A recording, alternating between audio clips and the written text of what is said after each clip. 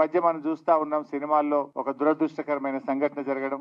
మన ముఖ్యమంత్రి గారు అసెంబ్లీలో మాట్లాడుతూ ఏమన్నారంటే, ఇంకా జబ్ తక్ మై కుర్సీ మే బైఠతా హూं తబ్ తక్ ప్రివ్యూ షోస్ నయ్యే టికెట్స్ బడానే కే నయ్యే కుచ్ నై కర్తూం అన్నాడు. కానీ నేను చూస్తే మళ్ళీ ఇంకో సినిమాకు అడిషనల్ షోస్ ఇచ్చారు, సినిమా టికెట్ల రేట్లు పెంచారు. అంటే నేను ఎందుకు పెంచారు ఆ సినిమాకి అనట్లేదు. ముఖ్యమంత్రి అనే వ్యక్తి అయితే ఇచ్చిన మాట మీద నిలబడాలి, లేదా అందరినీ సమానంగా చూడాలి. నీకు నచ్చితే ఒక తీరు, నచ్చకపోతే ఇంకొక తీరు ఉంటే అది చిత్ర పరిశ్రమకు నష్టం జరుగుతుంది. చిత్ర పరిశ్రమను ప్రేమతో అభిమానంతో ఎంకరేజ్ చేయాలి. పరిశ్రమ పెరుగుదలలో మన రాష్ట్ర ఎదుగుదల ఉన్నది. మనకు ఆస్కార్ అవార్డు వచ్చిందంటే అది తెలుగు ప్రజలందరూ కూడా గర్విస్తారు. పరిశ్రమను ఎంకరేజ్ చేయాలి తప్ప బ్లాక్ మెయిల్ చేసేటువంటి పరిస్థితికి పాల్పడొద్దని నేను ముఖ్యమంత్రి గారిని కోరుతా ఉన్నా. ఒక ముఖ్యమంత్రిగా అసెంబ్లీలో మాట్లాడితే you have to stick to the word.